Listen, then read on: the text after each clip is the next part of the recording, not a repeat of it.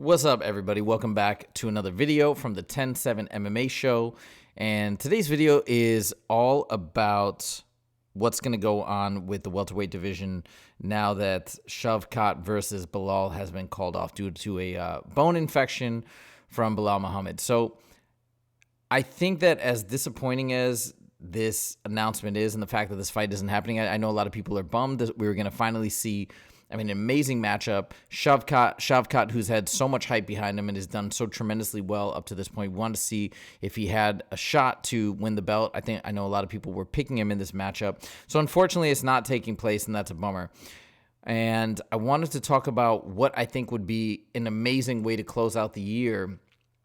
Now that this fight is no longer happening, what would be an amazing replacement fight? So I'm going to talk about two fights very quickly that I don't think are going to happen, that would be blockbuster fights, that would be massive, and that I think would not only save UFC 310 in December, but would actually make it much bigger and make it into an amazing event to close out 2024. And I think 2024 by far, in my opinion, has been the biggest year in the history of the UFC. We've had some of the most amazing moments, some of the most amazing events. UFC 300 obviously, but I even think 308 was my favorite of the year. We had 303. Just so many amazing events. 299 was incredible as well. So I think it would be amazing if they could close out with a really strong card. So the first option that has been discussed and apparently has been dismissed by Alex Pereira's team is, of course, Alex Pereira versus Magomed Ankalaev. Now, apparently, Magomed Ankalaev was down to take this fight. Apparently, Alex at first was saying he wanted the fight, and then his team later reached out and said no. However, I know that this could still be a possibility, as I know folks are saying sometimes they might come out and publicly say that, but that may be a negotiation tactic to try and leverage more cash to come save the event. That could be I think it's still possible. I think it's still possible, especially with Alex's track record. And if he does take this, the one reason why I don't want him to take this fight and do it on short notice is simply because if he does lose, it would be so sad to have all of this fantastic, phenomenal year come to an end with a loss when he probably will be fighter of the year. So he's risking quite a lot. But God, if he won, oh my God, it would be the greatest year for any UFC athlete of all time.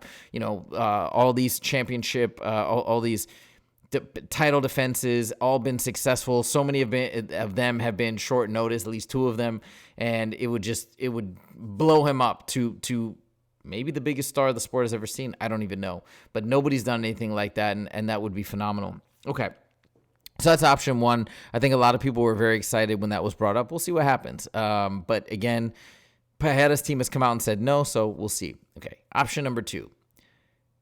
This might be more of a long shot. Probably is. It hasn't even been discussed.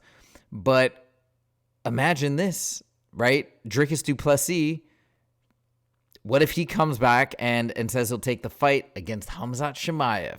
What if they come in and save the card? Now, I don't even remember where the location is of this fight, if it's in the U.S. or not. I can't remember. Maybe that would cause a problem again with visa issues and whatnot. And so maybe this isn't even something worth mentioning. But I just had the idea. Imagine if DDP and Khamzat schedule this fight short notice to close out the year and Khamzat gets the belt. That would be unbelievable. It's funny. A lot of people are saying, oh, we don't think Khamzat, maybe he'll come back next October to fight for the belt, assuming he can't come back sooner, and that now all of a sudden, because he's had some lengthy periods of time in between fights, that he needs a long time to turn around. Nobody's ever said that. He's healthier than ever. He's dialed into his training camp. He's now training in the mountains. One of the things he said that was causing him to get sick was the heat in Abu Dhabi. So he would go train, and then he'd have to sit under the air conditioner for hours, and he felt like that was making him sick. Now he's moved to the mountains in Russia and training out there with a closed community of people. He's also being kept away from a lot of fans that have been harassing him, apparently, and not harassing him, but bothering him, I guess. And he's becoming very, very famous, and I think that's become an issue for him. So, anyways, my point is this whole idea that Khamzat could not take the fight because it's too quick of a turnaround. Remember how he began, and I think he absolutely could. But anyways, that's option 1 and 2 that I don't know how likely they are. But here's the third option, and I think it's a phenomenal option, and that's what I wanted to talk about today. So what about Kamaru Usman versus Shavkat Rakhmonov? Now, people have thrown this idea, and I want to tell you why I think it makes me very excited. So, first of all, let's look back at Kamaru Usman. He was beating Leon Edwards the entire fight until Leon landed a head kick. Not saying it's a lucky shot, but he was dominating. And he's been a dominant champion. He's been the guy that just people thought nobody could dethrone him. He's been amazing for the UFC, and he lost. He got an immediate title rematch, and he did lose again. I think it was a unanimous decision that he lost to Leon Edwards, but I don't think he lost a step. People are acting like he's over the hill, and I just don't think that's the case. In fact, now as we see how Khamzat dominated Robert Whittaker, I think people have to go back and watch the Usman fight and recognize, yes, he did come in on short notice. By the way, Khamzat had a massive challenge too. He had to switch up his game plan from facing somebody like Paulo Costa to now Kamaru Usman with a tremendous grappling game, right? He should get credit for that too. But Kamaru Usman came out and performed very well now that we see what Khamzat Chimaev was able to do to Robert Whittaker in the middleweight division. So I think now that we look back on this, he deserves a lot of credit for that performance. And some people think, I'm not one of these people, but some people think he may have even potentially won that fight. I don't think that's the case, but I think he did a tremendous job. And I think he could have done even better had the fight potentially gone on longer. Just want to put that out there that Khamzat did have a severe hand injury in the first round, but it was a great showing nonetheless. So I think it's warranted to bring him back in there and give him an interim title shot against Shavkat Rakhmonov. Okay, that's number one. Number two, I think that Kamaru Usman has really turned a corner in terms of his social media presence and his availability to fans with his new podcast, Pound for Pound with Henry Cejudo. If you guys haven't watched it, it's a great show. And it's the first time I feel like we really get to see Kamaru Usman's personality. I think he's opened up. He's gotten comfortable with sharing his opinions and his thoughts. He's so intelligent. He called that Khamzat fight, by the way. He called the Robert Whittaker-Khamzat result a mile away. Henry Cejudo did not. So Kamaru Usman, I've been watching the show a lot. It's become one of my favorite MMA shows to watch, and it is because of Kamaru Usman.